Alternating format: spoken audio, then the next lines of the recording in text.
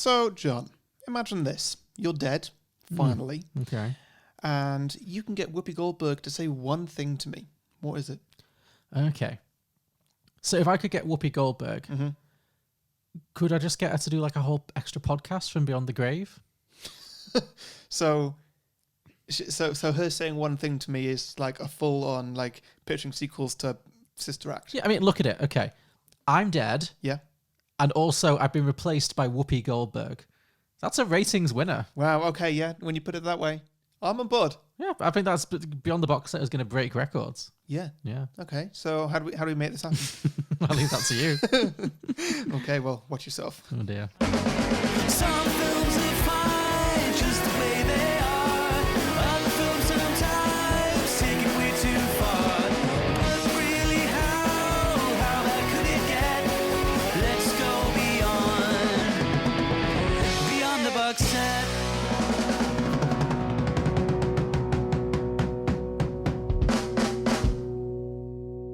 Welcome back, everybody, to Beyond the Box Set, the podcast where today we are pitching prequels, sequels, and spin-off ideas to Ghost as part of our Halloween Ghost season. Ooh. I'm going to do that every week. Great. We'll also be pitching some drinking games and hearing from our listeners with the ideas they have posted on our social media pages. But first, we're going to talk about some of our favourite moments from the original movie and catch you up with a bit of a plot summary. I am Harry, the host with the most experience in topless DIY. Really? And joining me as always, the host who's basically been a ghost of himself since he turned 30, it's John Lucas. Oh, thank you. You're welcome. Always such a highlight, these intros. I feel good about myself. That's the point. So, Ghost. What do you think? Ghost, yes. This film is great. It is, isn't it? I love this film. This is such a silly, silly film. Yeah. It's weird how it's got a lot of heart, but also a lot of campiness. Oh, yeah. Oh, 100%. It's so silly, but Yeah. it's a fine balancing act to make a film that is pure popcorn, that is entertaining and yet also manages to be completely silly and to be comedic. And I mean, I don't find it that emotional, but like I think it gets the emotional bits. It's like You do a point, surely. Like, Demi Moore is basically crying throughout the whole film. She does it really well and in a very sort of relatable way. Just like, oh my God, they had their whole lives ahead of them. all right, well, I guess. I guess it leans into the cheesiness in a way that you're just like, oh, okay. There was no point in this film when I was genuinely moved, but there was a lot when I was enjoying it. Just the entertainment. It's just fun. It's just a lot of fun. It's a very fun film. So yeah, in which many people die. Yeah, in increasingly horrible ways, but also increasingly more like ridiculous ways. Yes, that too. Yeah, it owns its silliness, but not in a way that like it. Actually, I don't know if it does. It's like. It definitely survives its silliness, but I don't know if anyone knows that it's a silly film. One person does. Yes, one person very clearly knew what she was in. Yeah. Speaking of, so this is our first Whoopi Goldberg film. I know, right? Bit tragic, but hey-oh, there are more to do, I'm sure. Yeah. You know what? I can't think of many that don't have sequels. Well, there's the colour purple, but it's kind of... I love it, but it's not... It's a bit bleak. Yeah. I'm not sure there's much you could do with it. Yeah. How Stella got her groove back? That could work. Sure, well, you could try it out at some point. Yeah. But I'm not saying let's do a whole Will Smith season on it. No, I'm not sure. I mean, I think if you really dug deep, there's some pretty entertaining Whoopi stuff because there was a period in the 80s and early 90s when she was in so much. Yeah. And a lot of it has not aged terribly well. Yeah. We could do Jumpin' Jack Flash. We could do... Oh, what's that really bad one? There's a film, I forget what it's called. Oh, Theodore Rex, I think it's called. Okay. There's a film in which she stars opposite a guy in a dinosaur suit. And it's set in a world in which dinosaurs and humans coexist. Okay. And she has to work with a dinosaur to... What kind of dinosaur suit is this? It's a guy in a... Have you seen the TV show Dinosaurs from the 90s? Maybe not. I don't think so. It's like one step up from Barney the Purple Dinosaur. Okay. You know who that is, right? Yeah.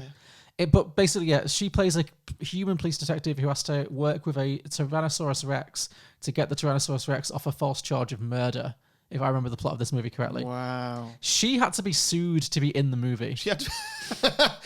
Because she signed on to do the movie, and then at some point she read the script and was like, no, I'm out. This can't happen. And then the studio sued her and forced her to make the movie. Whoa. And so she made the movie on after a court order that prevented her from quitting. Why have you not done this already, John? I know, you're right. This should have been our Titanic, as in our episode 1, not like our downfall. We should definitely dig into Theodore Rex at some point. So maybe we will do a Whoopi season. I think there's more than you would think. Okay. But I think the famous stuff has sequels, obviously. Yeah, the really big stuff. I've not seen many Whoopi Goldberg films. Mm-hmm. So I've seen this before now. Yeah. And I've obviously seen Sister Act 1 and 2. There's not a lot else. There is, but I just don't think you know it. I think there might be more than you would think. Yeah. Yeah. I'm not saying she's not done much. Like, well, she doesn't really act anymore. No. She's kind of retired, semi-retired for the past 20 years or so. She's now on the American version of Loose Women. It's called The View. It's like a daytime talk show thing that she does with a bunch of other women, where they talk about politics all day. You nearly said soap opera then, didn't you? And I was thinking like, oh my God, she is sunk low. She's not doing a soap opera, thank God. But yeah, I think she's more content doing that. I don't think she's got that acting. She's got an Oscar. She just doesn't have the hunger anymore, which is fair enough. But yeah, she got the EGOT. She got the EGOT. She is one of the all-time greats. She has no mountains left to climb. So, but yeah, I do miss Whoopi the movie star because she's very entertaining. Yes. And never more so than in this. Yeah. This is a perfect role for her. The perfect role for her. The best role? I would say probably. I mean, I do love The Colour Purple, but no. Is that what she won an Oscar for? No, she won the Oscar for this. Did she? Yes. Really? Yeah, a very rare comedic Oscar win. Cool. Yes, very good. Yeah. Very deserved. It is good. And well, yeah, because it's got a fair bit of depth to it, this role. Yeah. Well, I mean, she won for Best Supporting Actress. Yeah. Yeah. This is the dictionary definition of like stealing a movie, like Yes, walking away yes. with a movie. Because she's not in it very much, No, relatively she's not. speaking. She's not. She doesn't appear until like 40 minutes in. And even then, she's not in it for the whole thing. It's definitely more of a Patrick Swayze and Demi Moore film. Although Demi Moore doesn't get anything to do either. It's Patrick Swayze's film, really. Yeah. And he's fine. But yeah, she walks away with this film, steals the show. And that is what Oscars are made of, I guess. So, Yeah. She's just so entertaining in this. She is the best. I'd forgot. I mean, everybody knows Molly, you in Danger Girl. And we'll talk about it, of course. Yeah. But there's so much more. Yeah. That line is not everything she does in this movie. Scene at the bank. The bank scene is great. Yeah. Her mugshots. How are they not like a meme? I'd completely forgotten about the mugshots, but they are so funny. Yep. Yeah, she's great. I need you to tell Molly what I'm saying, but you have to tell her word for word, all right? Word for word. Yes. He wants me to tell you what he's saying word for word.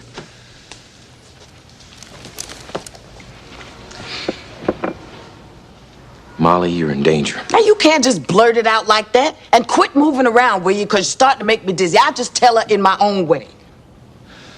Molly, you in danger, girl. Okay, shall I do a plot summary then? And we will talk about everything else in this film, but Yes. plot summary first. So, starts off with, it starts off with a scene that I think really doesn't sum up this movie very well. It feels like it's going to be like a traditional ghost movie, like a horror movie, doesn't it? Yeah, and I'm sure that's deliberate. Oh, yeah. But I wonder how this film was marketed. Yeah. I meant to watch the trailer, but like the original trailer, but then I forgot. But I don't know. Yeah. Yeah, because it does it. It's like you get this creepy like woo-doo-doo-doo-doo-doo music, and then it just kind of goes ghost, and you're like, whoa, Yeah. yeah. It's quite a jump scare. Yeah. And then it's like in this haunted looking mansion. It's like the camera's panning through this like old school. There's mannequins. There's mannequins. There's cobwebs. the wind's blowing curtains, Yeah. and it's like oh, it's a haunted house movie. Great. Yeah. And Which, then no. I'd love to not know what this movie was. Oh yeah, to go in 100% blind. And then to go in like on one of those nights where you just went to watch a schlocky horror and like, oh, there's a film called Ghost. Let's watch. Oh, that sounded perfect. Let's go watch that. Yeah. And then it's this. Well, I think this film must have done really well on like word of mouth because obviously this came out in 1990, which is pre-internet essentially, and yet it made over 200 million at the American box office and over 500 million worldwide, which in 1990 that's fantastic. like that would be fantastic today. In 1990, that is like unprecedented. It was one of the most profitable. It was made for 22 million, so it's one of the most profitable movies of its time. Like it was an enormous, almost Titanic-esque success. Yeah, so huge. And I do wonder if maybe people didn't know what to expect, and then they saw it and were like, "That was very entertaining. I should tell my friends." And then just everybody saw it. Yeah, I guess. Yeah. Well, because it opened with 12 million as well, which means it must have been a very slow burn. Yeah, that's true. That's true. But yeah, either way, so it starts in this what we think is like an abandoned mansion or something, and then something breaks through the wall, and it's Patrick Swayze's like hammer or stick or something. I don't know. But yeah, basically Patrick Swayze, Demi Moore, and Not Michael Cera. sure, yeah, I mean, if they recast that role Michael Cera. Oh, from Arrested Development. sorry, yeah, I was getting mixed up with Michael Pena. I was like, what? No. Michael Cera. I thought Carl, for it is he, had major. I don't know who the actor is, but he had major Michael Cera energy. Like, Who was I thinking of? I've forgotten the guy's name. He was in Wolf. He basically got the same character in Wolf. James Spader. oh, James Spader. Maybe I got more Michael Cera. I really was like, that guy looks exactly like a 90s version of Michael Cera. Okay, sure. I mean, with ridiculous abs, but other than that, basically Michael Cera. Yeah. So yeah, is Michael Cera still famous? Is anybody from Arrested Development still famous? I feel like Jason Bateman still makes things. Yeah, I feel no, they are. because there was a brief period when he was in all of the films. He was in that one that we did, Scott Pilgrim Pilgrim versus versus the World. But he did other ones. He did like a load of rom-coms and Yeah, he's done plenty, but he was in Juno, which was big. I've not seen him for a fair while. I feel like he's just not in show business anymore. No, Like I think they tried to make him a star and it didn't work. yeah, Anyway, that's by the by. Yeah. This guy looks like him a bit. sure. Yeah. But yeah, and so they are. Well, whose apartment actually is it? But somebody's bought this apartment. Is it Yeah. Patrick Swayze's apartment? It seems to be Patrick Swayze and Demi Moore are moving into this apartment that they're built together. But then they talk about moving in together later in the movie when they've already developed this apartment. No, I think they're saying that this is the first time they've lived together. Oh, is it? They've Oh, bought right. this apartment together. I feel like Patrick Swayze must have been the one to pay for it Yeah. because he's a banker. Well, she's a successful. Is she? She has 2 items in the museum. Oh, okay. I don't think she specified what museum. Maybe she did. I don't know. But she has 2 pieces in the museum right now, Okay. and that's a big deal apparently. Okay. I was puzzled by her source of income from doing hideous pottery, but sure. Yeah, she makes sexy pottery, and that's how she makes some money. Yeah. Well, it's not all just sexy pottery though, because in this, so basically, we open with her and Patrick Swayze and not Michael Cera. They're basically renovating this apartment that they bought. See, the thing that really bugged me Mm-hmm. was that he's a Wall Street guy. For the first time ever in movies, he's a Wall Street guy who's not a villain. I know, right? Because he's such an 80s yuppie. Yeah. So, clearly he's got money. He's bought this fantastic apartment in downtown New York. Well, it seems more like it's an industrial warehouse in this scene. Like the space element was really confusing to me. And so they break through like this ceiling or something, and they find that basically, it's a 2-story apartment. Yes, what a pleasant surprise. What? That's not a thing. That they've already purchased. Yeah. that's not a thing. And this was another one. I can't remember what film we had this with recently. It's another one of those apartments that looks very different from the outside than it does from the inside. Yeah. What was the other one we did recently that was that? Was it... You pointed it out. It was like from the outside it was a palace, but from the inside it was like a hovel, like a tiny little door. We talked about it. Oh, was it? It wasn't Leon. No. Oh, was it that Anna Kendrick movie? Yes, it was. It was Simple Favor. Simple Favor, yes, because it was the little apartment that Linda Cardellini was in. Maybe I don't know. There was something. Anyway, Or could it have been Hitch? Everybody had no, it was Hitch. It was Hitch's apartment. everybody yeah. had ridiculously big apartments, and and then you go to her apartment at the very end, and like she lives just like in a corridor, but it's a mansion. Yeah, but this is next level. Like, Yeah. you never see anyone enter or leave the building, but from the outside, it looks like a block of flats in New York where you. Like, imagine the apartment from Big. If you happen to know that, it's like twice that size. It's huge. It's absolutely massive. Yeah. Like the apartment. If jumping ahead a little bit, if the mugger hadn't killed Patrick Swayze, the interior design would have killed him because it's got these like labyrinth-esque stairs with no banisters. Yeah. They're just like asking for you to fall and die. Like, Yeah.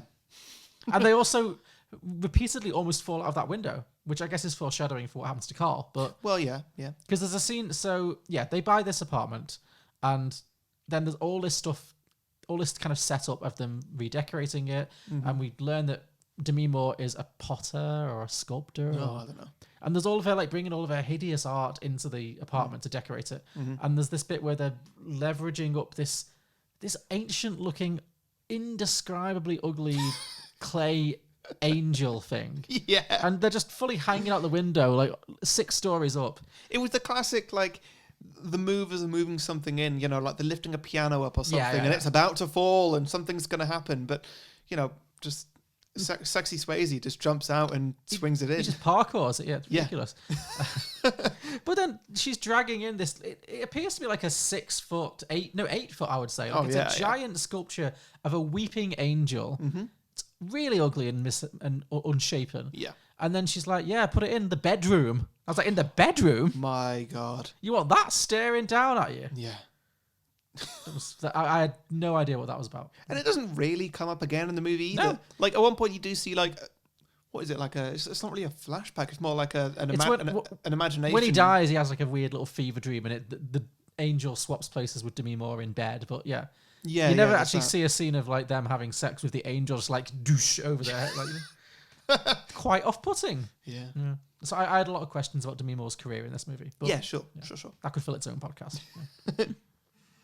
Yeah, so anyway, they are a very happy couple moving into this fantastic apartment together. Mm-hmm. You don't see any of the apartment actually getting developed. No. Like, it is hard cut to, like, it is now fully developed. Yeah. And it looks 90s amazing. Yeah, that's what I mean. It goes through, how long does that take? I don't know. It feels like a year-long project because it goes Yeah. from them literally, like, shoveling through walls with hammers Mm-hmm. to this palatial mansion. Yeah. Yeah. I mean, this is not a film to nitpick. Yeah, this isn't a film that's really concerning itself with realism. Yeah. So Patrick Swayze, like I say, he works on Wall Street, along with not Michael Cena. Yeah, he's Michael Cera. Michael Cena's a wrestler. I mean, he's not him either, but Well, yeah, he's not Michael Cena. no, true. He's called Carl. The okay. villain is called Carl. Okay, let's call him Carl from now on, please. That's simpler. Okay, Carl, who is not emphatically not Michael Cena, Michael Cera, or Michael Pena. Just Carl. They're just bros on Wall Street. They are very broy on Wall Street. Yeah. I enjoyed this scene of them like walking it, like it is very 80s yuppie like Wall Street-ish. Yeah. They go up there's an extended, not very funny sequence in the lift where they're in a crowded lift and there's just this whole bit that's not offensive. It's just like deathly. It's just not funny. Oh, I found it funny. So Did you? so they get into the lift and Carl starts like coughing or something. I feel like maybe because we're in like the COVID era, like people coughing. I thought this joke was funnier than ever now. Okay, fine. So yeah, they get in the lift. He starts coughing, and then Sam says to him, just like, "Oh, so have you got that disease?" "Oh yeah, the doctor says it's very contagious. I shouldn't even be at work. Like you can get it very easily. You get a rash on your balls. I shouldn't touch anybody." "Oh, sorry, sir." It's a good prank. I felt like none of the extras because it's in a crowded elevator. None of the extras were really giving me the face that I was hoping for. Really? I wanted to see the extras really be like, "Ugh," but they just didn't seem to respond that much. So I don't know. I thought everybody looked equally awkward, but yeah, I can see where you're coming from. Like maybe they could have had a bit more direction on that. Yeah. I just needed one extra to be like, "This is my scene," to pull focus. Yeah. But none of them really went there. So. Sure. Yeah. But yeah, I just find it's a super funny, relevant joke, especially now when Okay, fine. the joke can be just be made easier. Just like, yeah, you got the virus? Yeah. Well, I was told I should wear a face mask, but it was uncomfortable, so I thought I wouldn't. yeah, would that really be funny though? Pardon? Would that really be funny? I mean, it would be If funny someone now. pulled that prank on me, I would punch them in the face. At this point. And then sanitize your hands quickly. Exactly, yes. Yeah.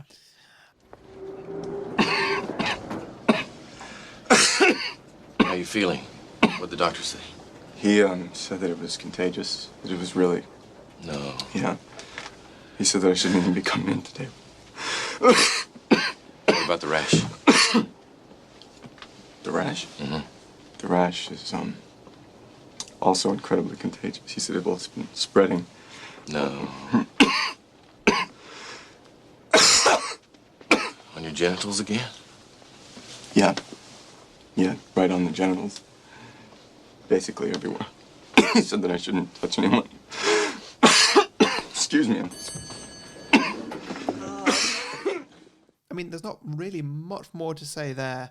Well, there's a scene where they're in the bank or whatever it is that they work at, and Patrick Swayze discovers, because his job is to monitor accounts. I mean, it's all very vague. Yes. It's incredibly vague, deliberately so. But he tells Carl that he's found some accounts that have got too much money in them. Yeah. He's, I don't understand why these obscure accounts that haven't been touched in years have got millions of dollars in them. That's weird. But they're also working off like 80s computers, like Ataris. Oh, so, it's fantastic. yeah, well, we'll get there. Yeah, But- yeah. So it's not particularly high tech. So he's like, "Oh, it's probably just a bug." Yeah. See, now it comes up later in the movie as to how much money it is. It's exactly $4 million, which really does make me think like, okay, so Patrick Swayze, you didn't think like how much extra money is in these accounts, and then add that up and work out, oh, it's a very, very round number. Well, I don't Like know. it's a 4 with 6 zeros and two more 0 decimal points. Like it's not just a random number. Well, we'll get there. But I got the impression that the 4 million was one of many things that were going on. Oh, okay, sure. I think, sure. but I mean, I don't know. The film doesn't. Yeah, I was really thinking go like into it. if you're stealing money and trying to make it look like a bank error, Yeah. don't make it like a very round number. Make it look like it's just a random bit of interest. We'll also do it like $100 per account, not 4 million. Yeah, yeah, It's quite easy to miss. Quite hard to miss $4 million moving around. But yeah. anyway, so he discovers that and he confides that in Carr, but he's like, I'm going to handle it. It's fine. Don't worry. I only mention that because it's kind of plot foreshadowing for what is to come. But yeah, we're just setting up basically at the moment. We've got Patrick Swayze's a banker and he's got this, working with all this money. And then there's a bunch of stuff with him and Demi Moore. We get the iconic...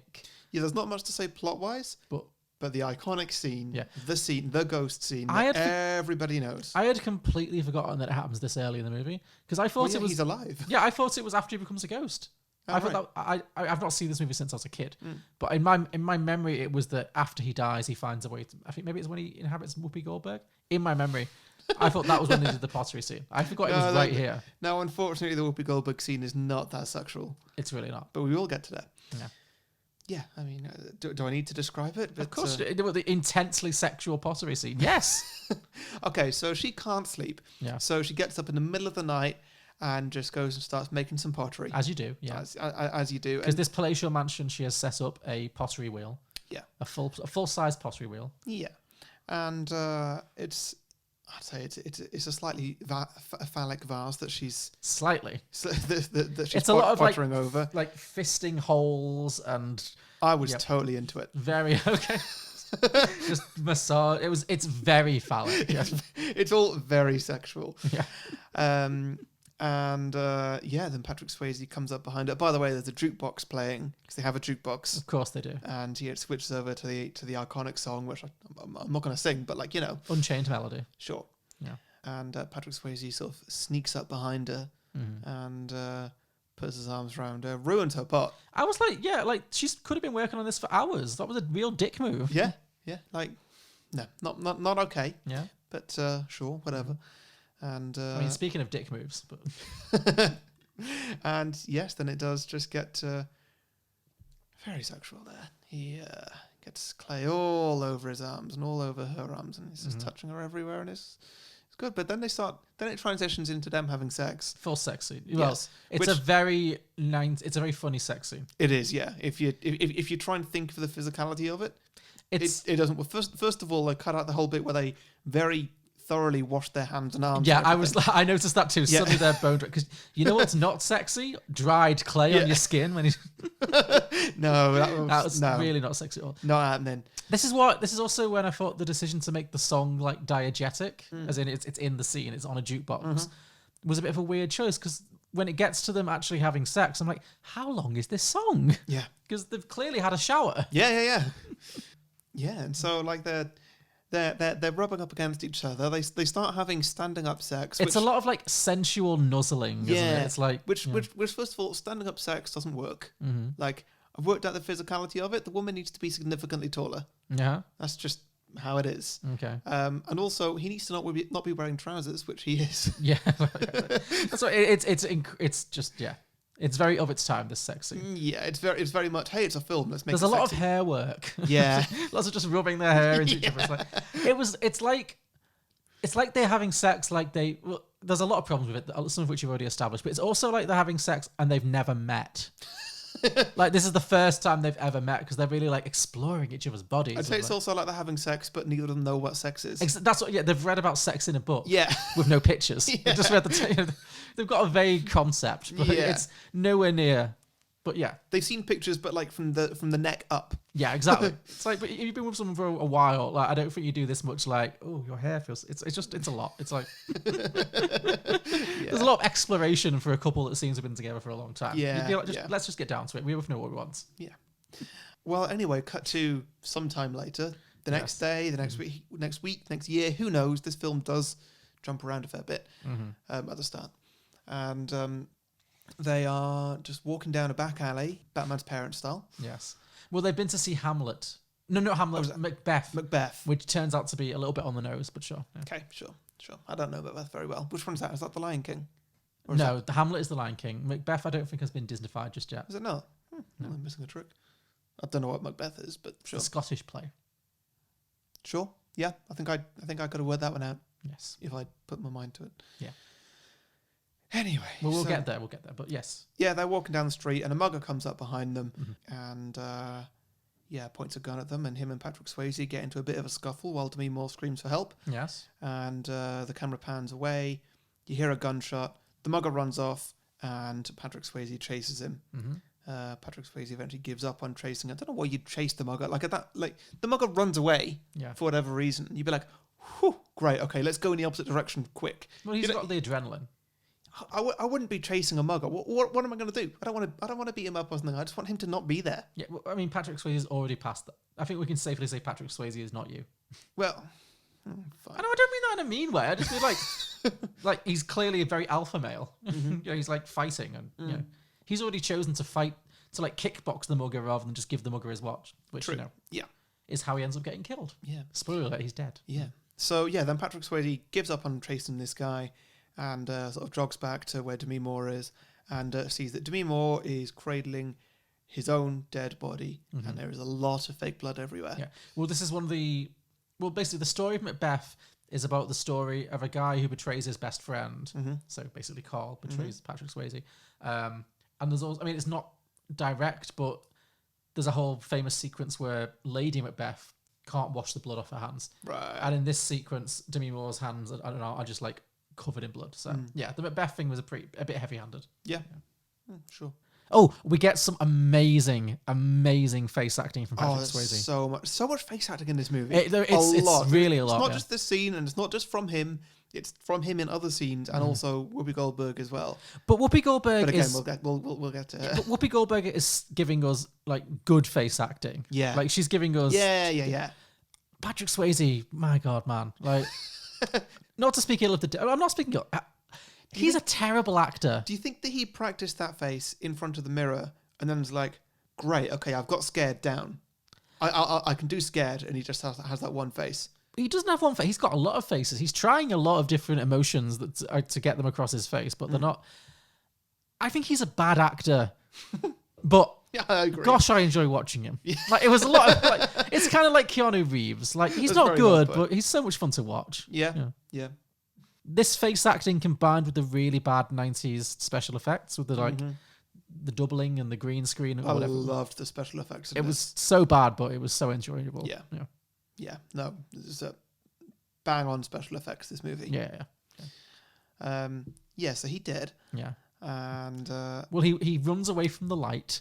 yeah, The light, you know, the heavens open and it's like his rising up to heaven moment, but instead he chooses to stay with Demi Moore because he has unfinished business. yeah. Yeah. Which doesn't really make much sense to me because, like, nobody else that no other ghosts that we meet in this movie, I felt like they'd chosen to stay. I felt like everybody had unfinished business of sorts. Yeah. But I don't feel like anybody else was given the option to go to heaven. Like the train guy, like he doesn't want to be there. No, he felt like he was in purgatory. Yeah.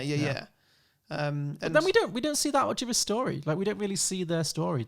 The old guy at the beginning. So Patrick Swayze is now dead, and he's like walking the earth, and there's lots of other ghosts he can now see who are also in this kind of like alternate dimension kind of thing where they're in the world but not in the world. Yeah. And one of the first ones he meets is in the hospital where he is declared dead. Yeah. There's an old man, and the old man says, "Oh, my wife's in the operating theatre. She's trying to hang on." So I got the impression that old man was just waiting around for his wife to finally okay. pass on. Yeah. And it wasn't happening because she was just like clinging to life. Yeah. But I mean, Okay, you sure, don't really yeah. get a lot of that. So Yeah, because like that guy who's in surgery, he just goes straight to heaven. he does, yeah. Well, I guess he didn't have any unfinished business. He was just like, my time has come. That's okay. Sure. Yeah. It seems like most people go to heaven or go to hell, but certain people who die in certain ways have an opportunity to stick around or Yeah. choose to stick around. Yeah. I guess the people who go to hell don't get to make a choice. Yeah, I guess. Yeah, they don't seem like they have an option to like not be dragged screaming into hell by shadowy cartoons. Yeah. Yeah. It's weird, the shadows. Oh.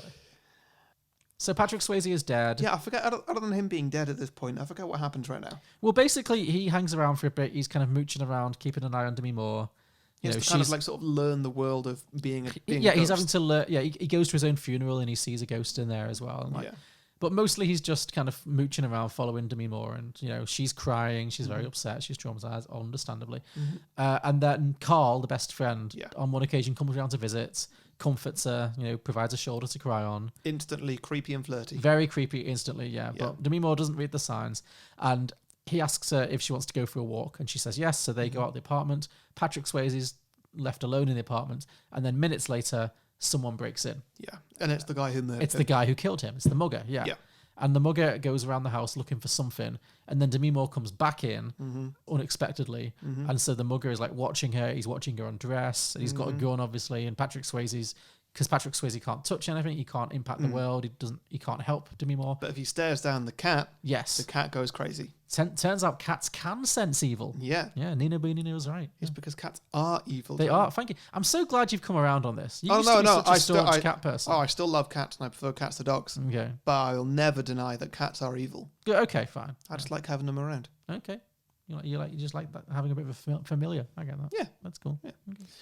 But yes, he manages to scare the mugger out by way of scaring the cat. Yes, which this cat is only in 2 scenes of this movie. It's never mentioned beforehand that they have a cat. Nope. You never see the cat again. No, Demi Moore doesn't seem to at any point acknowledge that she has a cat. I don't think it's their cat. Is it a ghost cat? Well, no, because it scratches the murderer. It scratches them in the face. Right, okay. But, yeah, I don't think it's their cat. Okay. I think it's just a cat that's moved in. Okay. Well, that is the kind of thing a cat would do. Yeah. It would sense her vulnerability and see it as a meal ticket. Yes. Yeah. Yeah, definitely. Yeah. So basically, Patrick Swayze then follows the mugger back to his apartment, which is in like downtown New York. Yeah. Follows him in and listens in to a phone conversation and figures out that actually the mugger is a hitman and that somebody put a hit out on Patrick Swayze. Yeah. And they still want something more from the apartment, and they're willing to kill Demi Moore to get it. So now he understands what his purpose is. He needs to rescue Demi Moore, protect her, and find out who wanted him dead. Yeah. And this is at about the 45-minute point in the movie. This is when we finally meet Whoopi. Yes. Because then he walks out of that apartment and he's panicked and he doesn't know what to do. And then he sees the sign for Oda Mae Brown's psychic service. I can't remember what it was called, but something. Yeah. She's basically a medium, a hack medium. She's not. She's a fake medium. She's a phony medium. Yeah. Well, up until now. Yeah. Up until this point, she's a phony medium. Yeah.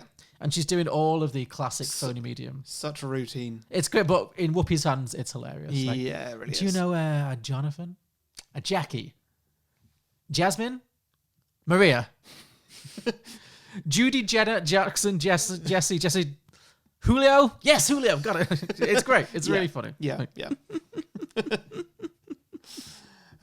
She's fantastic. I love the 2 sidekicks that she has as well. I had a lot of questions about her sisters. Yeah. Yeah, because there's a whole routine that they do when when Whoopi Goldberg isn't in the room. Yeah, and they're like let us just summon her for you. Madam Oda Mae will see you now. Yeah. Here's this open closet. Look, there's nothing in the closet. There's nothing in the closet at all. Close the door. Open the door. She's here. It's like a magic trick. Are they like paying customers are supposed to think that Whoopi Goldberg is a ghost? Is that what that's supposed to be? Like she's appeared? No, I think it's just magic, and don't question magic. Okay, sure. Don't question it because else Whoopi Goldberg won't get her money. True. I mean, these people do seem very susceptible. They're like, she's like, oh, I can't see anything. Like, how have I give you another $20? Oh, I see something. It's like, they're not really questioning. Yeah.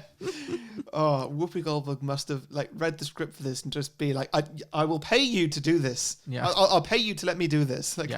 I need this role. This is it's perfect actress, perfect role. It's just absolutely perfect. Yeah. Born for it. Absolutely. Yeah. I'm feeling something.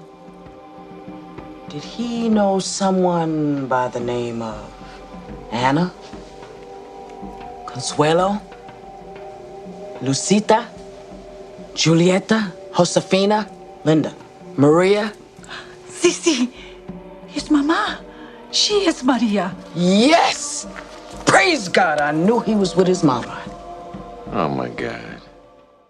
But yeah, so Sam, Patrick Swayze, goes in and he starts watching one of these seances, One of fake these- seances. well, yeah. a fake seance. Anyway, so there's this seance going on, and Sam's watching it, and he's just basically calling out everything this crap.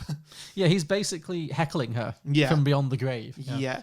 But this is the first in her life that she's been able to hear anybody actually talking to her, even though she pretends that Yeah. they're talking to her all the time. Again, her acting at this point is fantastic because she's doing this whole sort of eyes closed routine, and then she just starts peering out the corner of her eye. It's like, who said that? Yeah. Who said that? Yeah, she's doing like a fake reading and having a real reading at the same time. It's it's great physical comic acting from Whoopi Goldberg. Yeah. Yeah. But yeah, so she can hear him, and this is the first person that Sam has been able to actually directly communicate with. So, he's not going to let her go. And he basically forces her to do his bidding. Well, yeah, he. I really liked this initial scene where she's talking to the ghost and her sisters are off in the background just having this amazing, funny little conversation where they phone like a hospital or something. Yeah. She's talking to white people. So good. Yeah. Yeah, I love the background detail in these Yeah, scenes. it was really funny. Yeah. But yes, basically he says to her that he needs her help and he convinces her to go and talk to Molly, basically, and to warn Molly that Molly is in danger. Yeah. He does that by... She says no, and he's like, well, I'm going to haunt you forever until you agree to do this. And so then we get this fantastic scene of him singing this really annoying novelty song to her. Does she make a phone call first? Who does she call? I think she calls Molly first on the phone. Oh, that's it, yeah. She agrees to call Molly, but then that doesn't work. Molly's like... Yeah, because obviously- basically Whoopi Goldberg says, oh, I'm a spiritual medium. Yeah. And Sam's talking to me, and he's saying, like, you're in danger, which is just the classic... That's the sort of thing that a medium would say. Of course. And of course, Demi Moore hangs up the phone, like, quite emotionally at that point, because you would. Of course. Like, Whoopi Goldberg went the complete wrong tactic there. When finally she believes in what she's doing, like, you probably, like, you'd know that, like, okay, well, if I say I'm a medium, like, she'll just think I'm a hack because I am. Yeah. Whereas now I'm not a hack, so I'm going to try and make her believe that it's real. That's... Come on, Whoopi. You're better than this. It's not her finest hour. No, Yeah, sure. But then also we wouldn't have got the following scene. So Yes, which is Patrick Swayze singing an annoying novelty song. It's Henry VIII by Herman's Hermits at Whoopi Goldberg all through the night. It's like one of those songs that like loops round and round and round. While Whoopi Goldberg is lying in bed in this fabulous like adult baby grow. It's like this adult purple baby grow that's like fluorescent. It's like what an outfit choice that was. Like, yeah, I'd love to think that she actually wears that to bed. it was like she pioneered the onesie. Yeah, Like, there was no such thing as a onesie in 1990 as far as I'm aware, but yes, it was great. yeah, Really enjoyed that detail. yeah. She eventually gives in Yeah, because he's really, really annoying. yeah. And Well, the main point is that she can hear him but can't see him. She can Yeah. only hear his voice. So yeah. yeah. So after getting no sleep, she gives in because he's way too annoying. So the next morning, she does go to Demi Moore's apartment, which I guess that she is just now full on inherited. That's a good point. Like, they weren't married, were they? Or were they married? No, they weren't. They weren't married. Okay. He hadn't even said "I love you." He just said "ditto." Sure. So I guess he must have had very good life insurance that passed on. I guess he has no living family. I guess, yeah. Yeah. Puzzling. No. Yeah. Again, I guess just don't think about it. Yeah, and she shouts from the street. Does she try the buzzer first? She tries the buzzer and then she's just shouting on the street. Yeah. And eventually Demi Moore lets her up because Shouting on the street is hilarious too. it is. Well, basically, the way that Patrick Swayze helps Whoopi Goldberg to win Demi Moore's trust is to tell her things that only he would know. Yeah. And that's how he does it. So things that are very intimate between their relationship, he has Whoopi shout up, and then that's how he convinces Demi Moore that it's legit, it's real. Yeah. So she comes downstairs, lets Whoopi Goldberg in a very confused way, as you would be, and invites her up, and Whoopi just continues to try and sort of convince her that this is all real. We get the iconic line. Yeah, which it's got this scene. It's fantastic. It's very good. Yeah, it's one of the all time great movie quotes. It just is. It's just the delivery, fantastic. Yeah. Molly, you in danger, girl. So she warns Molly that she is in fact in danger, girl. And around this time, Sam's ghost follows Carl and realizes that Carl is the one who has put the hit out on him. So his supposed best friend is the one who's actually had him killed. And then we get, I guess this is when all the backstory comes into place. So what it turns out has happened is that Carl was using the bank as a front to launder all this money to, I think, drug dealers or criminals, so dangerous people, basically. Yeah. And Patrick Swayze had, I think, almost discovered him. Accidentally, he didn't realize, but when he kind of said, "Oh, there's all this money sitting in these accounts, and I don't know why, but I'm going to find out. So just leave it with me." Yeah. So at that point, Carl had panicked and had Patrick Swayze killed, but he also needed to get hold of Patrick Swayze's passwords so he could go into the computers and finish transferring the money. Because I guess Patrick Swayze had locked some of the accounts. I guess. This one that had the 4 million in, basically. Yeah. Carl needs the passwords to get into this one and to transfer it. Mm-hmm. And that's what he's looking for. And that's why he sent the hitman into Sam's house to get his password book, but he never managed it. Mm-hmm. So now Patrick Swayze, Sam, he convinces Whoopi Goldberg to help him to transfer that money to her by posing as the owner of that account. Yes. Now, you're a banker. I'm not a banker. I work for a bank. Makes you a banker. No, I don't work. I'm not customer facing. I don't give anyone money. Fine. Well, I wish you would sometime. Excuse me. How much fucking food do you eat in my house that I've paid for? Wow. I'm not bitter, but you know. Anyway, so can you explain to me how bank accounts work? Because I didn't think that this was how bank accounts worked. I don't think it's how they work in 2020. I thought there was security involved. Yeah, this is apparently not. No, as long as you can do a signature. And also, you don't even know how much you're withdrawing. Yeah, this was insane. How is that a thing? The fact that she withdraws $4 million with nary a question is ludicrous. Yeah, yeah, like just a signature. Yeah, and also she's acting very weird. She's acting literally erratically, everybody she speaks to, like she is just acting like that she's talking to somebody and constantly saying the wrong things. Mm-hmm. Signing the wrong name and stuff like that. Like that's a red flag, right? Yes. If somebody signs the wrong name, it's like, oh, this might not be the right person. There were multiple points in this movie. This became a little drinking game that I had, where there were scenes that literally reminded me of training videos I've watched on how not to, like how not to work in a bank. What not to trust, what not to do. You know. Especially, $4 million.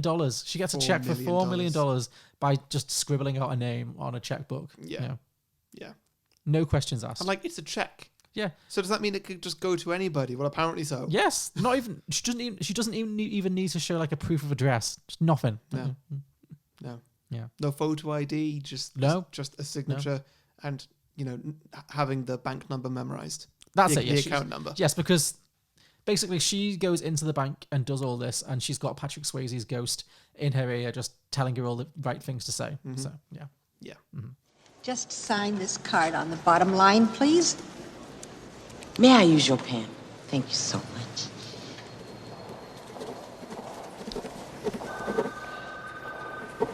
No, Rita Miller. I'm so sorry. I need another one. I signed the wrong name.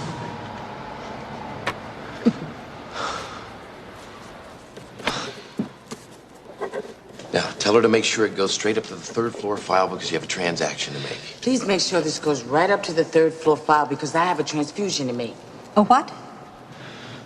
Let's go. You know what I mean.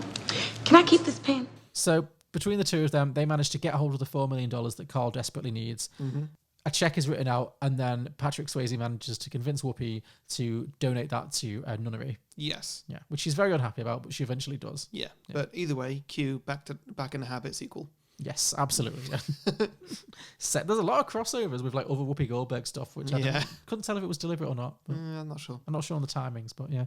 I mean, in The Colour Purple, did she wear a purple onesie? Was that crossover? I did wonder. That's what I was wondering. And also, there's a kind of a lesbian sex scene, which is also a factor in The Colour Purple. I mean, it's not. You don't see anything, but no. There were definite moments when I was like, that kind of ties in with other famous Whoopi Goldberg roles, but I don't know if it's deliberate or not. Yeah. So they managed to move the money out of that account, thereby foiling Carl. Yeah. Meanwhile, though, Carl speaks to Molly and figures out from Molly that it was Oda Mae who took the money. Because obviously Molly now knows Oda Mae, and she says, "Oh, I saw her in the bank the other day. Didn't you see her?" Yeah. And then Carl puts two and two together, sort of. Well, he has also, in one of his more stressed out scenes, he's just in the bank by himself, in the evening, just like getting stressed at her computer. Yes. Getting stressed at all the computers, getting very sweaty. And Sam is there literally haunting him. Yes. Um, Oh, that's it. Yeah, he's like typing into the laptop screen. Murderer. Yeah. and like moving chairs around, moving papers around.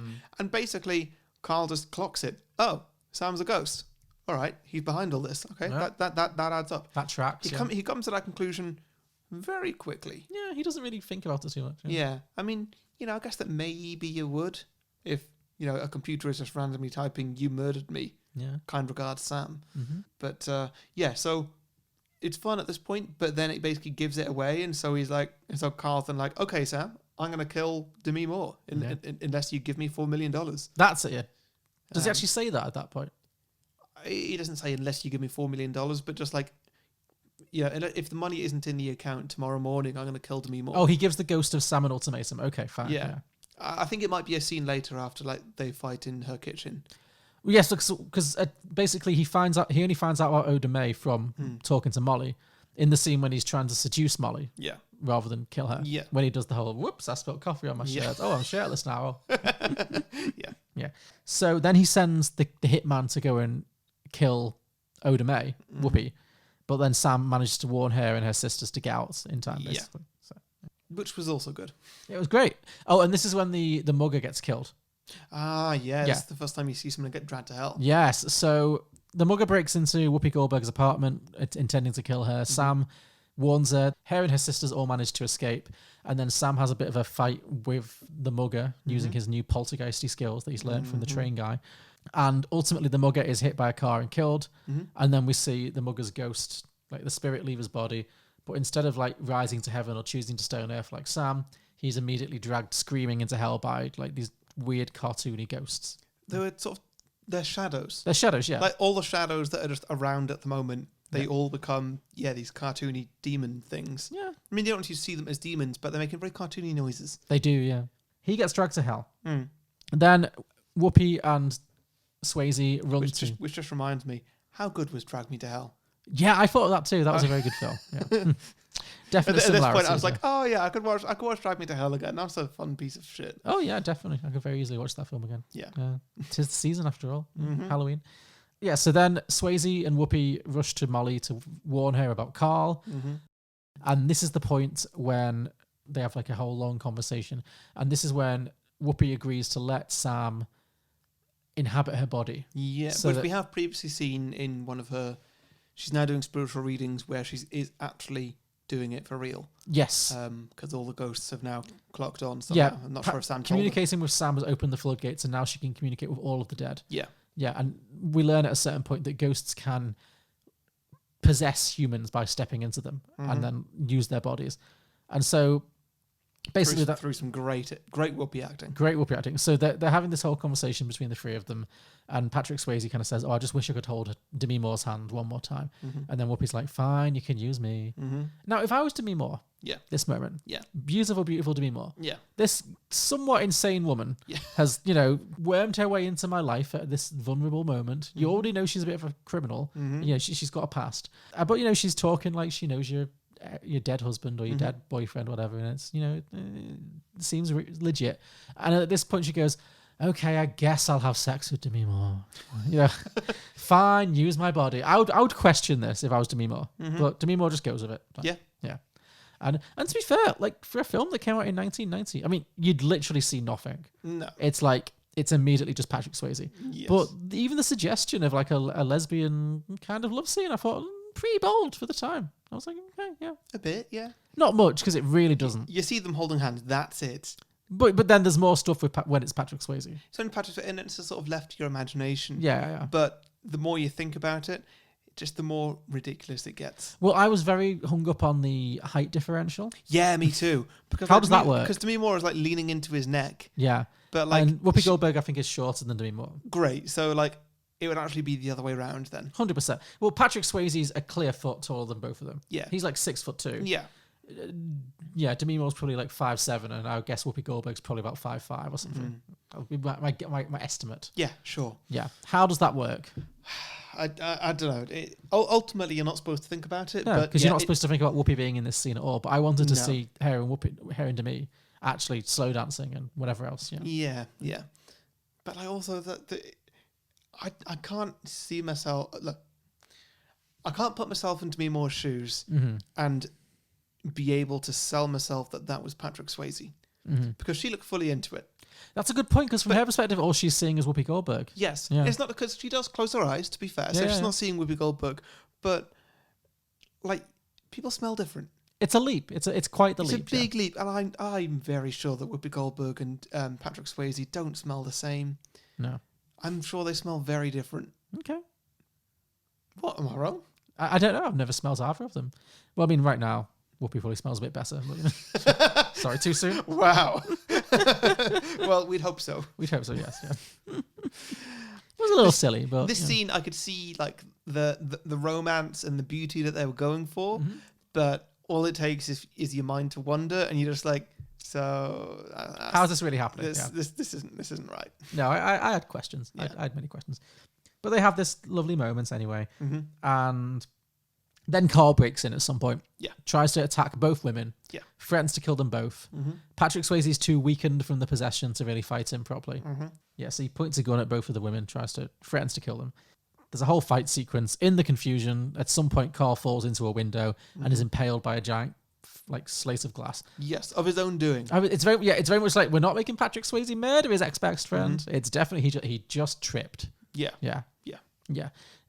Quite a gruesome death for Carl. Yes, it is. For a film that doesn't feel like it's aiming, it feels like a fairly PG kind of film. Yeah, it does. But this moment is actually quite gory. He's fully impaled by a shard of glass. Yeah. And then he's dragged screaming to hell.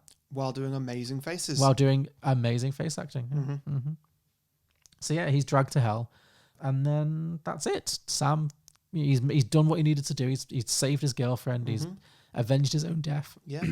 He becomes semi-physical again for a short while. He becomes, they can both see him for a moment. Yeah. Yeah. He kisses Demi Moore, but like, it doesn't look like a physical kiss. It looks more like they tried for a kiss just for the camera. Yeah. But like, they still can't touch each other. They're still just like kind of going through each other. But did you think that the way the scene was shot with like the light is back open again and Patrick Swayze like bathed in celestial light? Yeah. It kind of looked like the 30 Rock bit with the HD camera. Oh yeah. Where suddenly Patrick Swayze looked super old. Like, I don't think it was meant to. I think just like it was so bright and unflattering. Yeah. But it really looked like that sequence to me. Yeah. Yeah. Yeah. Anyway, but yeah, they have a little kiss. He said more to Whoopi Goldberg in this scene than Demi Moore. He did, I know, because theirs is the relationship that really matters in this film. Yeah. Demi Moore doesn't get to do shit in this film. All she gets to do is cry and take her top off. That's basically her role in this film. Yeah. Which is a shame. Yeah. But yeah, he says his goodbyes to Whoopi, says his goodbyes to Demi. Very emotional, cry, Unchained Melody. He walks into the light and he transcends into heaven. He gets welcomed by other angels. Yeah, and then the film, very abruptly, is over. I mean, what more do you want at that point? No, I'm fine with that being the end. It's clearly the end of the story. Yeah. And yeah, that's the end of Ghost. Yeah. It's very silly, but it's very fun. It just gets that balance just perfectly right. Yeah. I think you need to be in the right mood for it, though. Oh, 100%. It's not a short film. Because no, it's not. I think this film could be very tedious. I really don't think it's the sort of film that like you could watch every Christmas. I think it's one that you need to wait like a decent duration, like at least 5 years before you watch it. You need to forget how silly it is so you can experience it all over again. Yeah. Yeah. It's not something I would watch every Halloween. No. It's not something like, say, The Princess Bride or something like Yeah. that, which you can just watch that every week. Yeah, exactly. And, It's not that. and you'd enjoy it. It's not Muriel's Wedding. Yeah. Yeah. Yeah, sure. Drinking games then. Drinking games, sure. First one I got. Go for it. Drink for the word ditto. Oh, yes. Yes, drink for ditto. So Patrick Swayze never actually says "I love you" in this movie until the very end. Whenever she says it to him, he always says "ditto." Yes. Or "ditto." Yeah. Very American. Yeah, not saying that's a problem. And it's the last conversation they have while he's alive. He's like, "You never say I love you." And he's like, "Yeah, I do." "Oh no, you say ditto, but that's not the same." Yeah. Yes. Yes. Yeah. It's a nice little. It's an effective little callback. Yes. So yeah, very good. My first one: drink for gratuitous shirtlessness. Yeah, sure. Patrick Swayze's abs are basically their own character in this movie. And also, I mean, I really like that opening scene when you know, after you've got the spooky house tracking shot and then Yeah. they break down the wall and it's just like, boom, abs. Just these two guys just standing there. It's like, why are they shirtless? There's no reason to be shirtless in that moment. Because it's hot. Because it's hot, yeah. Nobody ever says it's hot, but No, like but- you can make the assumption. I guess, sure. Okay. I mean, she's wearing pretty much just a tank top. Sure, yeah. So, I guess. you know. They just made it like a Bellamy movie or something. It I did, don't know. yeah. Yeah. Drink for dodgy green screen / ghost effects. Oh, yes. Plenty of them. Yeah. There's a lot of doubling going on where there's, you know, somebody looking at their own body or something like that.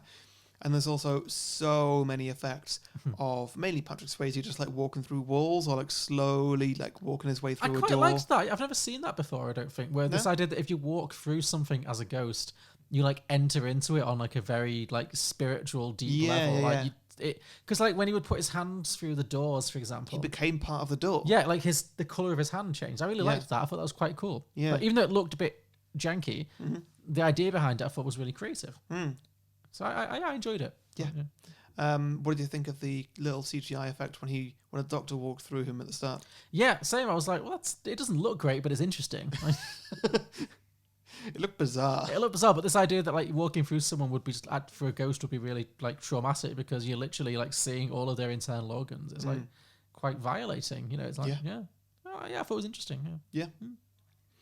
This movie, like, it really like it took a lot of big swings, Yeah, it did. and most of them connected. So Yeah. Yeah, totally. Okay. Drink for sexual clay play. And it's only the one scene, but it is very Yeah, sure. entertaining. It's definitely a drink-worthy scene. Yeah, I mean, it's just they're just shaping a giant cock. There's no question about it. That's just what it is. It's just a Yeah. giant phallus, and they're just like, oh, it feels so good between my hands. Yeah. Oh, God. You're the one who said you found it super sexy. Well, yeah, sure. Okay, next one. Drink whenever Whoopi Goldberg repeats something Sam says, but in her own way. Okay, sure. You know, Molly, you in You in Danger Danger Girl. Girl, yeah, And yeah. there's There's a lot of it, yeah. plenty of others. Yeah. But yeah, especially like stuff at well, not at the very end, but like quite near the end when Sam's like, I've always loved you and stuff like that. Mm-hmm. And then she's like using her own words on that. If I was Sam, I'd be right now, I'd be like, no, this is the last conversation we're ever going to have with this woman. Mm. I'm confessing my love for her for the first time. You will say exactly the words that I say. You don't tell Whoopi what to do. No, you no don't one do. tells Whoopi what Not to in do. this film. Not in this film. No. Okay. Drink for MS-DOS. Yeah, sure. Or green font on black screen. Like, Yeah. Yeah. I always love a good technology callback. And so many scenes of people frantically typing, but nothing's happening on the screen. Yeah, a lot of that. Yeah. A lot of that. Drink for overacting. Overacting. I mean, I have drink for face acting. Is Yeah, that what that- you're going for? Like, same, yeah, the yeah. face acting in this film is second to none. Right? Yeah. A lot of it. Do you know that virtually everybody in Hollywood was offered the role that Patrick Swayze took before I went to Patrick Swayze? Really? Yeah, like I think John Travolta turned it down. I think Bruce Willis turned it down. Harrison Ford turned it down. So now I can see John Travolta. I can see Harrison Ford. Just Bruce Willis. Questionable. Even yeah. like, you know, with energy and hair. Yeah, It's- it'd be very early Bruce Willis, but yeah. Yeah, I'm still not. No, I think you needed someone as cheesy as Patrick Swayze because it's such a cheesy movie. It's like Yeah. it's just a perfect marriage. Yeah. If you had a better actor, I think it wouldn't work as well. Yeah. Yeah. Yeah, I think you're right. Mm-hmm. Unless it's somebody who knew what they were in. Like, But no, I think like Whoopi's filling the role of the person who knows what she's in. yeah. If everyone knows what they're in, then it's too self-aware. Yeah, you need yeah, a balance of people who know exactly what they're doing and people who are really trying super hard. And I Yeah. think this movie gets that just about right. Yeah, that makes sense. Yeah. Yeah. Okay, next one. Drink for Demi Moore's manly clothes. Yes, have super oversized t-shirts and stuff. Yeah, I mean, this is a very Demi Moore thing. It's also a very 90s thing. Yeah. Yeah. But, Yeah, women wearing like ridiculously large clothes. Yeah. yeah. But hey, Right. it's there. It is there, yes. I had on a Demi Moore tip. I had a drink every time Demi Moore bites her lip and cries, which is basically every scene in the movie for her. Right? Yeah, poor Demi Moore. I'm sure she's been in worse films. Oh, she certainly has. I think that's all I've got for drinking games. You got any more? Oh yes, drink for walking through things. Yeah. Did you have that one? Yeah, I had dodgy ghost effects. Okay, sure. Drink for the ghost you've had. Drink for. Sounds like you're done. Yeah, I'm pretty much done. Yeah, I'm done. Okay, cool. Okay. Well, listeners, while you're all still alive, probably a good thing to go to patreon.com/beyondtheboxset, and you can support me and John for as much or as little as you think they were worth. Good transition. Thanks.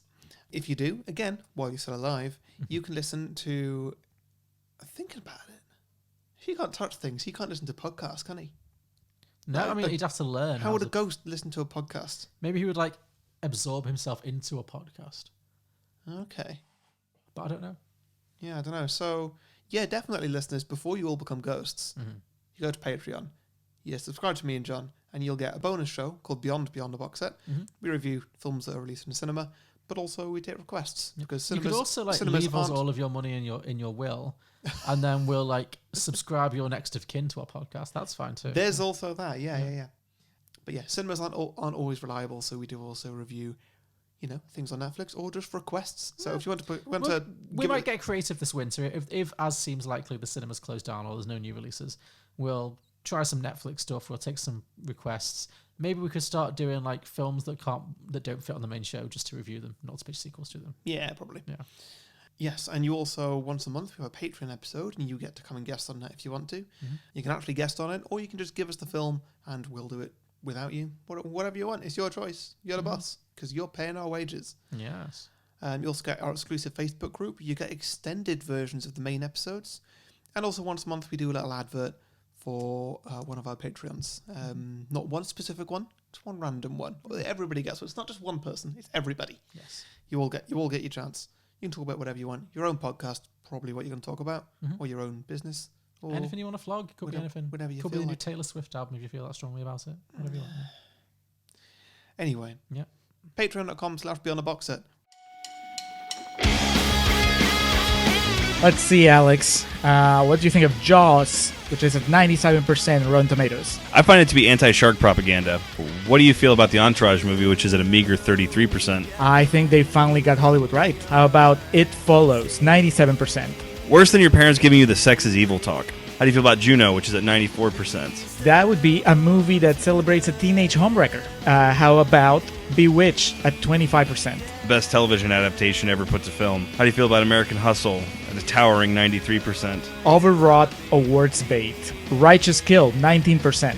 The movie that Michael Mann wishes he had made when he created Heat. Sounds about right. I'm Julio. I'm Alex, and we are the Contrarians. As you can tell, our thing is that we rage against the Rotten Tomatoes machine. Regardless of what we really feel. Find us on Apple Podcasts, SoundCloud, Stitcher, TuneIn, Facebook, Twitter, we're everywhere.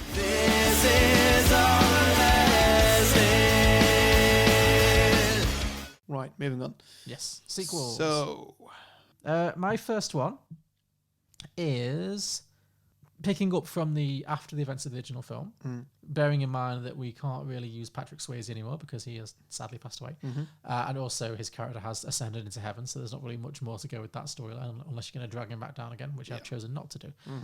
So I was thinking, the film ends, Patrick Swayze goes to heaven, we're left with Whoopi Goldberg and Demi Moore. Yeah. They've got a lot of their lives to pick back up again. They've been through a crazy few weeks. Whoopi is now fully a psychic, and Demi Moore is, she's lost her partner, but he's also moved on, and she's safe again.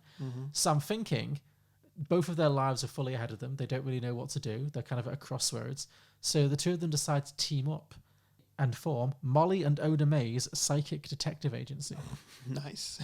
So I'm thinking that this is not a million miles away from what you just described, but it's like Molly is using her psychic skills combined with Demi Moore's just general skills in life. Let's say that she's very analytical and she's like smart. I'm thinking of this as more like a tea time TV show rather than like a movie.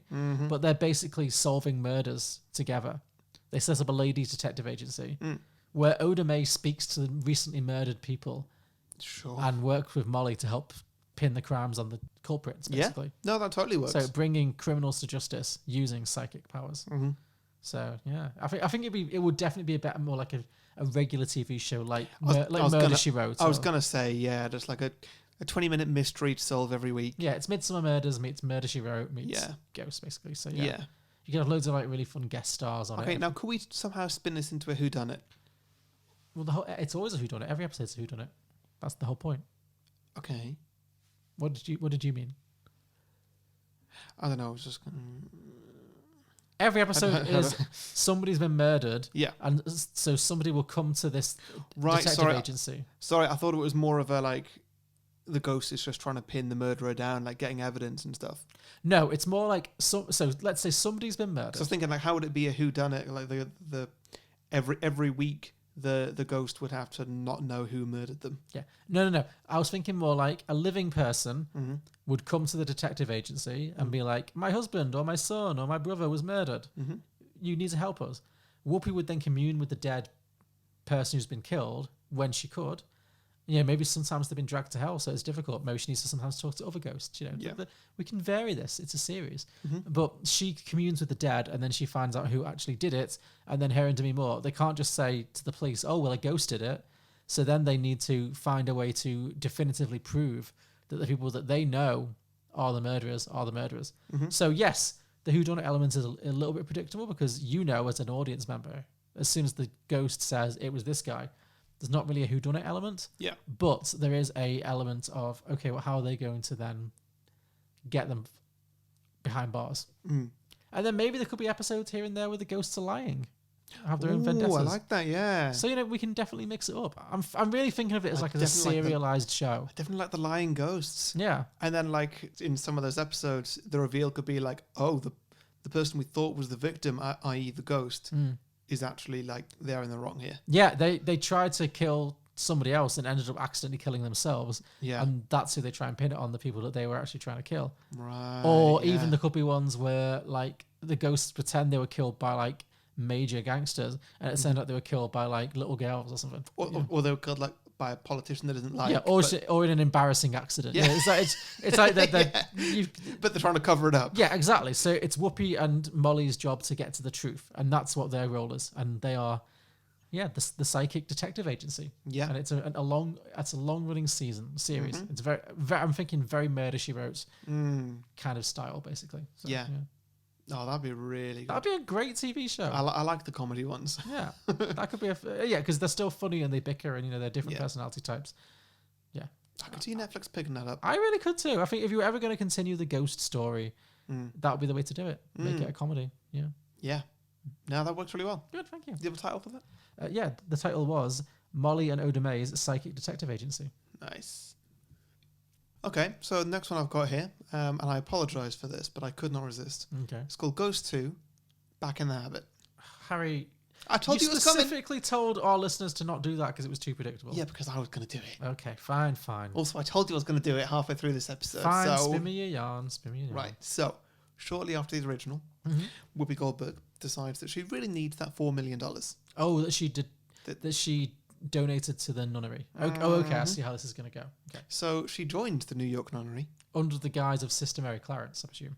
It doesn't need to be. Okay. Not necessarily. Yeah, so she wanted to go in to gain their trust and put herself in a position of power and eventually steal the $4 million. Okay. Because I think... I don't think that, when there's not actual real ghosts and love stories involved, I don't think she's above this. No, not at all. We clearly established that she's a fraud and she'll lie to bereaved people. Yeah. So, yeah.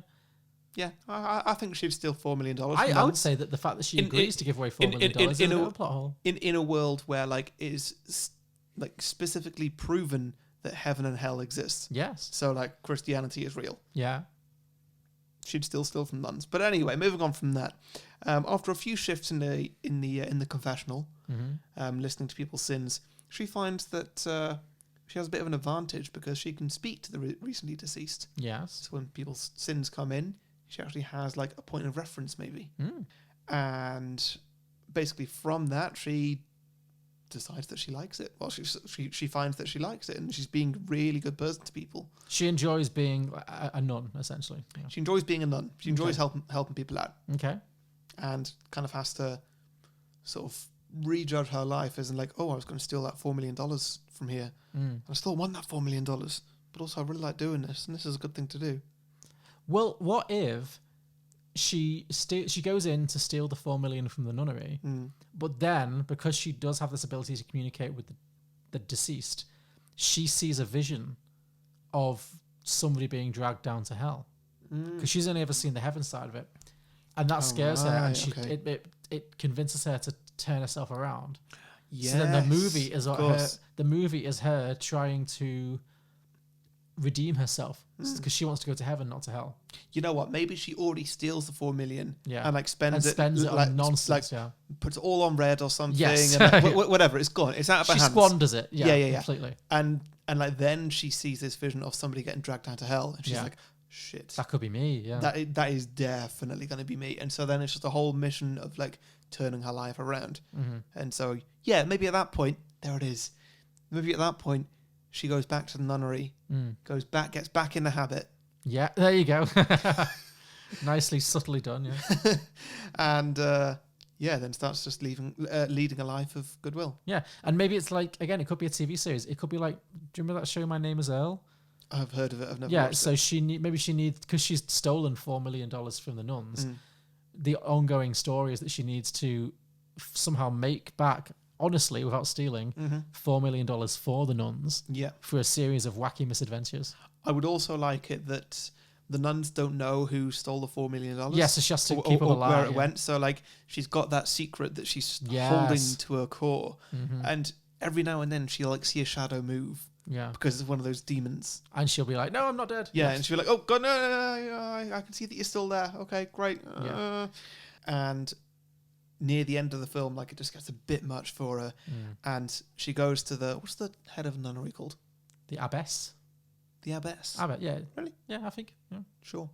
Or the Mother Superior. Yes, that's what I was thinking of. Mother Thank you. Superior. Yeah, Okay. she goes to the Mother Superior, and she admits her sin. She goes to confession. Okay. She goes to confession herself, even though that's her speciality is listening to confession. Sure, yeah. She goes to confession herself with the Mother Superior and says, "I stole your $4 million." And at that point, she's really expecting to be like, "You what? Get out of my nunnery!" I don't know how Mother Confessions talk. I assume they're all played by Pat Butcher. I don't think that's how it works, but sure. And she gets forgiven, and happily ever after, I guess. I like the idea more that it's a series of her constantly trying to atone for her sins. Yeah. To like win her way into heaven. Yeah. But yeah. On the whole, I think that's a good idea. Yeah. Yeah. I think, it basically needs to finish with her. Maybe she doesn't want to get into heaven anymore, and that's what lets her in when she does eventually pass. Well, she wants to go into heaven at some point, surely. Yes, but like she stops trying to do everything to get into heaven. Okay.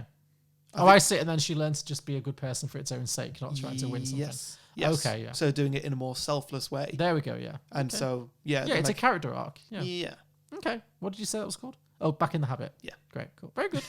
I think for that idea, that's as good as it's going to get. So. I think that, for the only time I've actually used that title, and the only time I will ever use that title, that's a pretty good one. Yeah, it's done. You've done it now. And it works. It did. Like, it actually fits. It works very well. So So, well played. Yeah.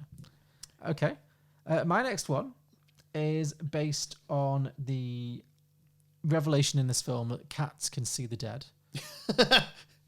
So I was thinking, and I had a brainwave when you were talking about this as well. You were saying that what if it's not Demi Moore's cat? What if it's just a cat? So yeah, what if there's like a film? It could be a Pixar, or it could be some kind of children's film about a cat that learns it can see and speak to the dead, dead humans. Well, my next idea is remarkably similar, but Is do it carry exactly on. the same? No, it's not exactly the same, but do carry on. Well, that's kind of as far as I got. This is very much just a one-liner, but I guess what I was thinking is maybe it is Patrick Swayze's cat, and maybe this is a film about a cat that's own owner is killed, but then it discovers that it can speak to its own owner through beyond the grave. But it's the only person or pet that can do that. Right. So then it's a pet that has to somehow find a way to avenge its owner. Okay. Yeah. I would say that due to whatever magic is at play here, I don't know. It's basically the cat stumbles upon a haunted graveyard. Oh, okay. Ooh, interesting. Okay. Anything that gets buried in that graveyard then comes back to life. Oh, it's Pet Cemetery. Yeah. Okay. Is there something there? Or So what are you suggesting, that the cat has to find Patrick Swayze's corpse, drag it to the Pet Cemetery? Yeah. Well-meaningly. I'd like to see the montage of like a house cat just dragging Patrick Swayze. His mangled corpse into the Pet Cemetery. Like hundreds of miles to take it out of New York. And then it doesn't even work because obviously it comes out, sometimes dead is better. Or whatever the plot of it. Yeah. So it actually, Patrick Swayze comes back as this horrific, murderous, shuffling zombie, and the cat instantly regrets it. Yep. And then the cat has to kind of save Demi Moore and anyone else from dead Patrick Swayze's wrath. I guess, yeah. Yeah. Okay, that could be how it worked. I don't know. I didn't have much for this one. That's definitely something. So That was this is what really one of those that started and stopped with the title. That was Ghost 2 Feline Kinda Spooky. Nice. Yeah. Nice. Yeah, I don't really know where else to take that one. No. That was definitely my thinnest. It was really a one-liner. So. Yeah. Well, mine is... It comes from the same place, Okay. I'd say, where I came up with the title first, and I have barely any idea with this one. Mm-hmm. But it's called Ghost 2 Medium Rare. Medium. I love it. Ori. Tell me more. So it's largely the same film, but it's told from the point of view of Babe the sheep pig. Okay, great. Can pigs also see the dead? Can they sense evil? So not all pigs, just Babe. Just Babe, okay. Babe is now a medium, Okay. and voiced by Whoopi Goldberg. Oh, okay. Just to add a little bit of extra. I could see her doing a voice role. I mean, she played the hyena in The Lion King. Oh no, I mean in this day and age. I mean in Yes. 2020. I know Yes. she's not like acting fully, but I could see her doing a voice role. Sure, yeah, absolutely.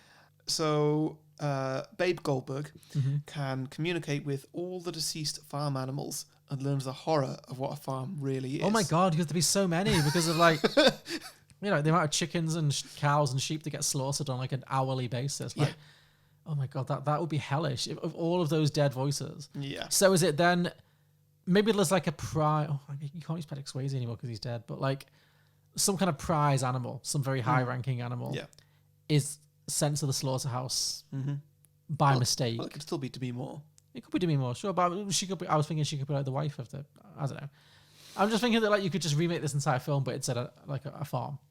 An animal is sent to the slaughterhouse by another animal. It's like a plot, that shouldn't have been there. Yeah, And then it goes to Whoopi Goldberg as Babe the sheep, medium pig to I don't know to help. I mean, can you do more Macbeth with it? Yeah, you could. It could be like the best friends sold it out. It could be like a riff on Animal Farm. Yeah. I don't know. Yeah, there's a lot. There's a lot you could do. There's a lot with of it. play here. You could do the Fox and the Hound. You could do I'll just leave this open. I think. Yeah, sure. But I don't know. Maybe so.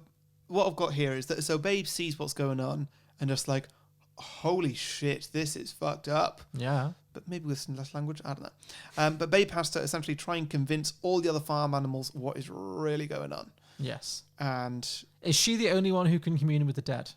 Yes. Okay, so Whoopi Goldberg providing the voice of a young piglet that can commune with the dead. Yeah. No other pigs can do that, but she has to convince the other pigs and all the other farm animals that she's communing with the dead, and she's got some very important message, some warning from the dead, maybe about the slaughterhouse, who knows? Yeah. Yeah, and the whole film is her just trying to convince them that she's telling the truth. Yeah. Yes, I like that. And eventually, I'd say that she eventually does manage to convince the whole farmyard that The animals rise that's up, what's yeah. going on. And rather than all rise up like sausage party style, Yeah. I was more thinking that they all stage a chicken run style escape. Oh, nice. Okay, that she's coordinating. Yeah. Okay, great. Yeah. And I don't know, maybe that comes with like the support of all the other dead farm animals who have come to help them. Yeah. So is there going to be an evil farmer? Yeah. Yeah. Yeah. I don't really know where to go with the evil farmer bit, but I was just thinking, could be voiced by John Malkovich or something. oh yeah, that definitely works. Yes. I mean, played by John Malkovich. Played The farmer's real. Like it's True, yeah. Well, I don't know if you want to do like claymation or CGI. No, they made Babe look amazing. They did. So yeah. Okay. No, I'm on board with that. That makes But sense. yes, that is Ghost 2 Medium Rare. Medium rare. I like it. The pigs trying to save themselves from the inevitability of the slaughterhouse. And becoming steak. Yeah, I mean, steak isn't steak cow? I believe it is. I mean, I'm vegetarian, but cows are also on farms. So Sorry? the cows are also on farms. Yes. Like I say, I came up with the title first. Yeah, and I was all of the animals get I was like, rescued. what can I do with medium rare steak? Like, Sure, yeah. No, it tracks. It tracks, yeah. so yeah. Yeah. Cool. Very good. Great. Okay, I have one more. Okay, I have one more, and this is maybe my most full idea. Okay, sure. I thought you were finishing on a silly one, so as in I thought your last one was your last one. No, I mean this is still pretty silly, but Okay. yeah. So this is actually a remake. Yeah. It's a remake of the film because it has been 30 years. 30 years exactly. 30 years exactly. Yes. Just thinking of the decades. Yes. Okay. So yeah, to get over the whole Patrick Swayze dead thing, but also because Also because, I was just thinking of like who could play these roles today, basically, and there was an obvious answer to me.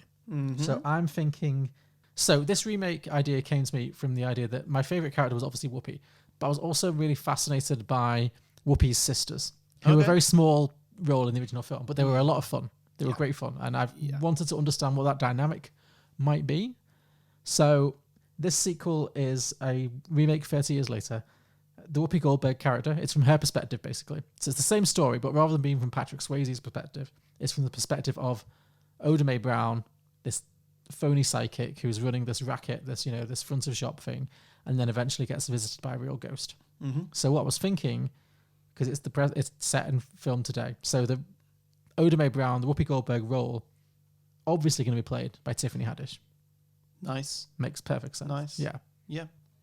And my alternative was Leslie Jones.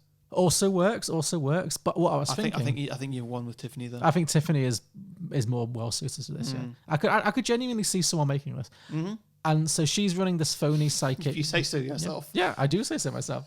So she's running this phony medium racket from this like little shop in New York with her sisters, played by Jada Pinkett Smith and Regina Hall. Of course. And her landlady, played by Queen Latifah. Yep.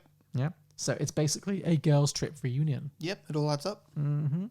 So I'm thinking, it focuses less on the Patrick Swayze plot and him trying to like avenge himself, and more on these sisters or these friends, whatever, this crew of girls who, led by Tiffany Haddish as Oda Mae Brown, are running this phony psychic shop for people who've recently lost somebody to communicate with their loved ones again. Yeah.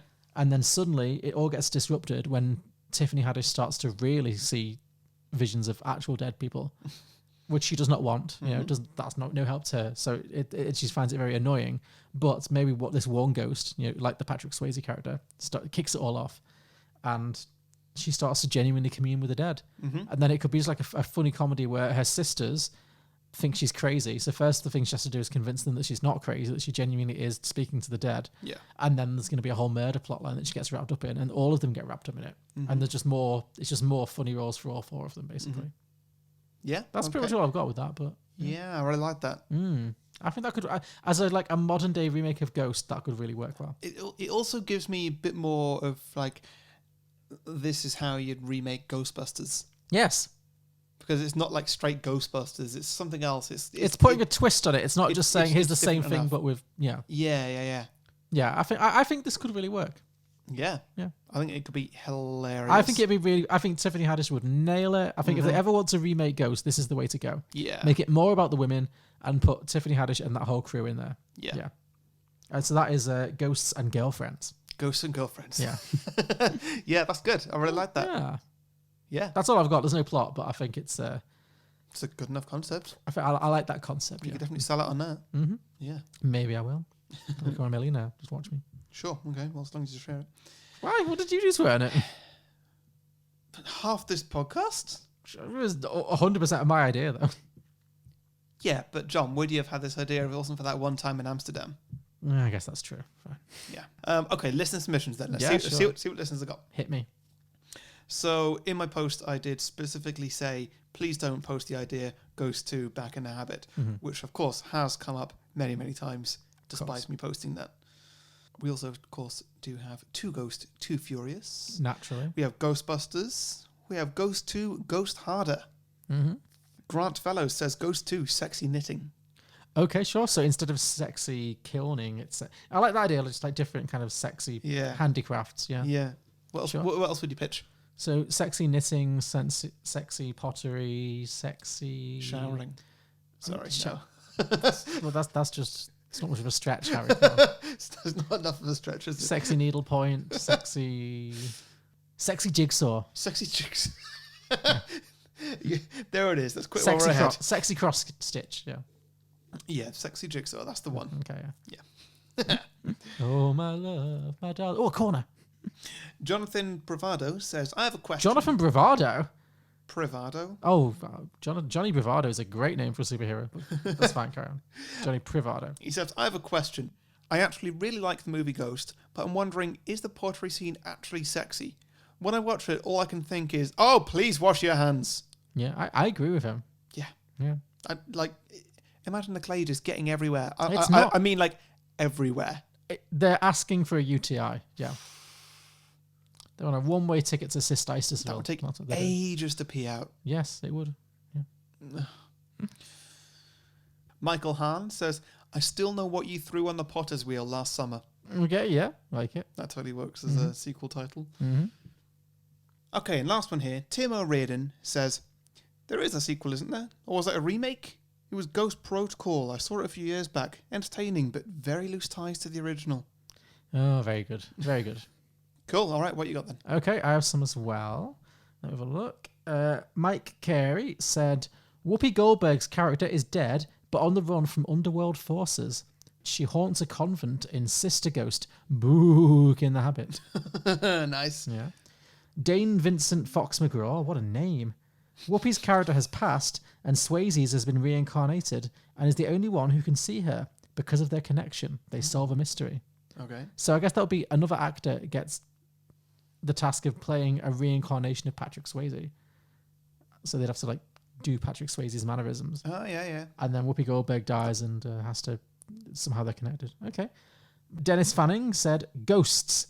Whoopi is back, and she's teaching a whole army of psychics to channel the ghosts of people with unfinished business to tilt the world towards justice. So that was kind of like my idea of Whoopi holding a psychic detective agency. Mm-hmm. Jackie Ronan Whitehouse said, they're all now dead and reincarnated into golden retrievers. It's also a sequel to Air Bud. Like that, very good. Why golden retrievers? I don't know. Yeah. Oh, Air Bud, because Air Bud's a film about Labradors or golden retrievers. Believe it or not, I've not seen it, but doesn't surprise me. Yeah. Adam Capitanio said, Ghost 2, Nost.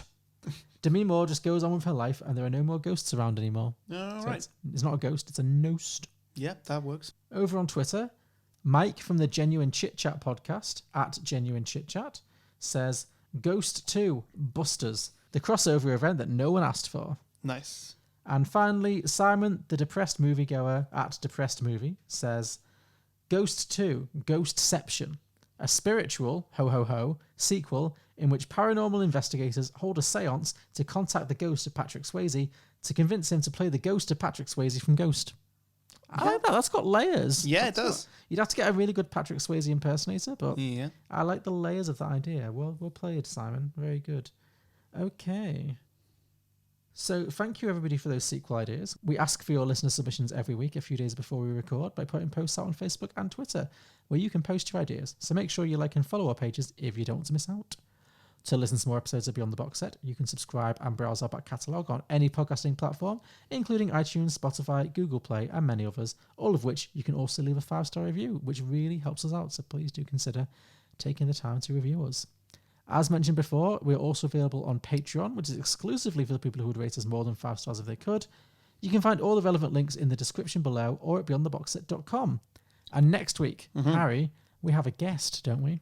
We do. It is the king of all guests. The legendary. We're not going to have a better guest than this. Okay. Ever. He is our better guest, yeah. Yeah.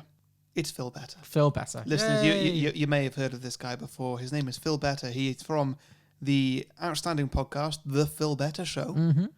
And he'll be joining us next week. He'll be doing a film called The Frighteners. I'm excited to watch this film. I've never seen it, but it's Peter Jackson, and I like... Is it Peter Jackson? Yeah, and I like some Peter Jackson. So okay. I'm looking forward to this, yeah. All right, well, everybody, please do join in next week. We've got Phil Better on. He's going to do The Frighteners with us. We're going to be pitching lots of sequels to that. It's going to be great. Yeah. It's going to be a good time. See you next week for The Frighteners. See you Thanks, next guys. time. Bye.